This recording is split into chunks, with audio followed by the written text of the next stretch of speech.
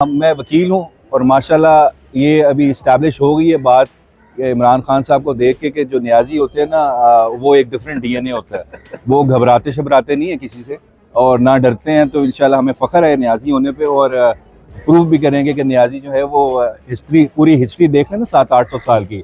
शेर शाह सूरी के साथ मिल के हैबत खान न्याजी ने पूरा सब कॉन्टिनेंट तकरीबन काफ़ी हद तक फतह कर लिया था।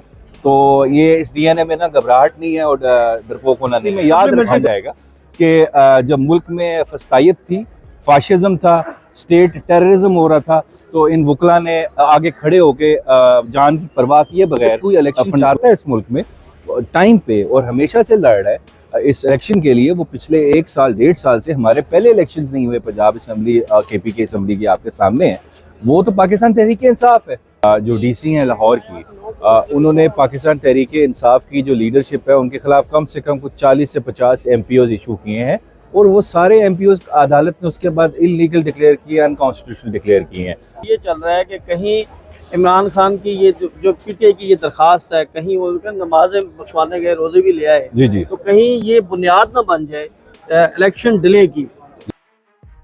अस्सलाम वालेकुम नाज़रीन, आप ग्लोबल पाकिस्तान देख रहे हैं। गुज़िश्ता रात जो है लाहौर हाई कोर्ट की जानिब से एक बड़ा फैसला सामने आया और पाकिस्तान तहरीक इंसाफ को बज़ाहिर पहली दफ़ा बड़ा रिलीफ मिला है, रहमत कह सकते हैं। लेकिन अब ये बातें गर्दिश कर रही हैं कि ये रहमत कहीं जहमत ना बन जाए और इलेक्शन डिले होने का सबब ना बन जाए।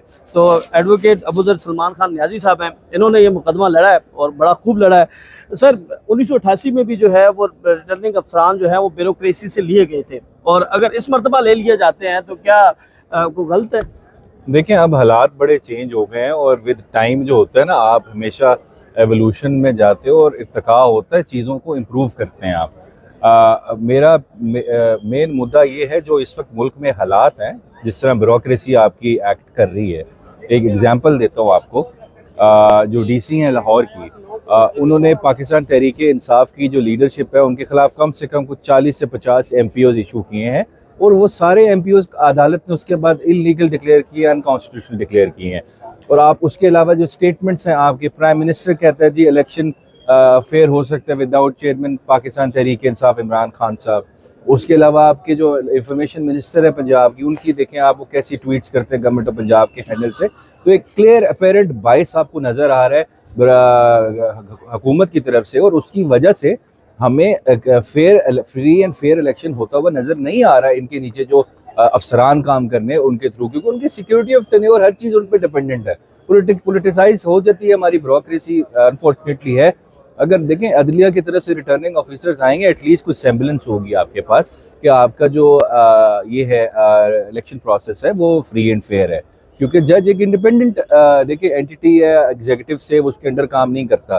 सो एटलीस्ट हमारा ट्रस्ट तो होना इलेक्शन प्रोसेस पे। और जहाँ तक ये देखें इलेक्शन डिले की बात, बड़े सवाल उठ रहे हैं जी इसकी वजह से इलेक्शन डिले हो सकता है। 14 तारीख है, 16 तारीख जो है वो कम अज कम देखें, नहीं कम अज कम नहीं, मैं बताऊँ इलेक्शन कमीशन को पहली बात लाहौर हाई कोर्ट ने इनको लेटर लिखा था 18 अगस्त को कि आपको इंक्लिनेशन शो कराई थी कि हम प्रोवाइड कर सकते हैं, इस रिक्वेस्ट को कंसीडर कर सकते हैं, आप हमें चीज़ें हमसे शेयर करें जो लवाजमात हैं। लेकिन इलेक्शन कमीशन उसके बाद साइलेंट हो गया, गायब हो गया, इलेक्शन लाहौर हाई कोर्ट से रब्ता नहीं किया और ये ब्यूरोक्रेसी से ऑफिसर्स अपॉइंट कर दिए। अब DC इस्लामाबाद को भी अपॉइंट कर दिया, डिस्ट्रिक्ट रिटर्निंग ऑफिसर, जिनके खिलाफ कंटेम्प्ट प्रोसीडिंग्स चल रही हैं, जिनको रोका गया है MPOs इशू ना करो क्योंकि आप एक्सट्रेनियस कंसिडरेशंस पे कर रहे हो।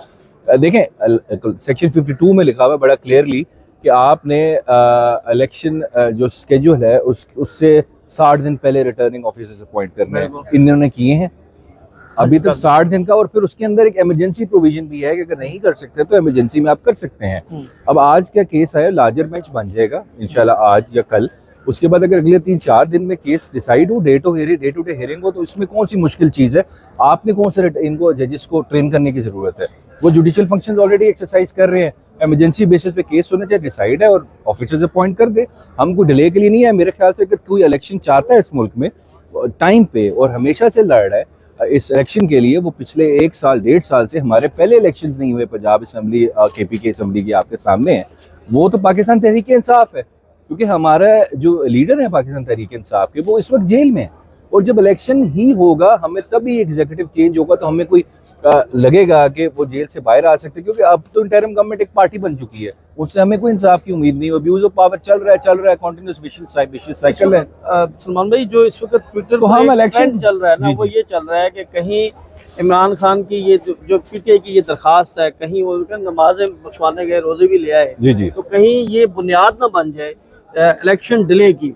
जी इस जी वक्त जो लोग, जितने भी कानूनी माहिरीन हैं, जितने भी सहाफ़ी हैं, जो लोग हैं, वो ये डिस्कस कर रहे हैं। जी तो जी। आप क्या समझते हैं कि ये कहीं इस तरफ तो नहीं चल जाएगा कि इलेक्शन इसको बुनियाद नहीं बना नहीं के ये delay नहीं में नहीं चले? बिल्कुल, देखें अगर नीयत आपकी खराब हो तो बहुत कुछ हो सकता है।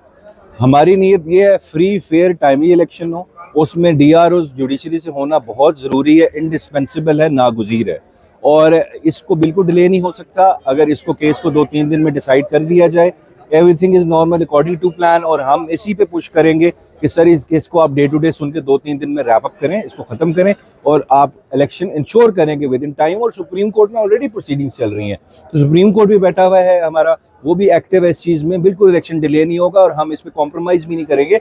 फ्री फेयर टाइमली 3 कंडीशंस हैं, तीनों एग्जिस्ट करेंगी तो इलेक्शन ठीक होगा, उसके अलावा नहीं अच्छा, होगा। एक मरतबा ये फैसला महफूज हुआ और उसके बाद दोबारा जो है वो आपको बुलाया गया, तो क्या जी, कुछ जी। चीज़ें रह गई थी जिसके ऊपर आप असिस्ट करना चाह रहे थे? फैसला महफूज होने के बाद दोबारा अदालत की तरफ से बुलाना, ये बहुत कम हम देखते हैं। देखिए, लेकिन होता रहता है अक्सर। मैंने मतलब ज़िंदगी में काफ़ी इस तरह केसेस किए हैं, 10-12 तो किए हैं, जिसमें क्योंकि कोई अगर सवाल जज साहब के माइंड में रह जाए तो उसको क्लियर करने के लिए वो दोबारा बिल्कुल केस सुनते हैं। इस तरह हुआ है मेरे साथ काफ़ी दफ़ा, तो उन्होंने सुन ली है, अच्छी बात है। वो कुछ क्लियर करना चाहते थे फैसला लिखने से पहले, तो वो उन्होंने दोनों पार्टीज़ को सुना है, कोई अंधेरे में या किसी बंद कमरे में तो सुना नहीं है। आप सब मौजूद थे, सवालात आए, हमने जवाब दिए, और फिर ये देखें, कह रहे हैं जी रात को फैसला आया, ये इसी वजह से रात को फैसला आया है क्योंकि हम इलेक्शन का डिले जुडिशरी भी नहीं चाह रही।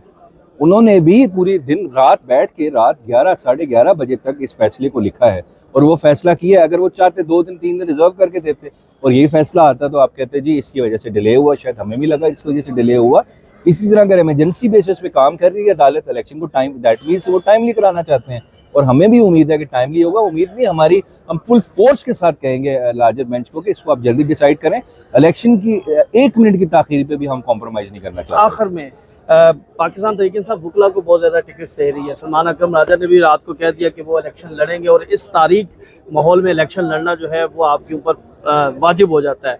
आपको अगर ऑफर दी जाए कि आप पाकिस्तान तहरीक इंसाफ के प्लेटफॉर्म से इलेक्शन लड़ें तो क्या लड़ेंगे? देखें, सलमान अकरम राजा साहब ने बड़ी खूबसूरत बात की, खारिज खारिज खारिज इम्कान नहीं है, ठीक है।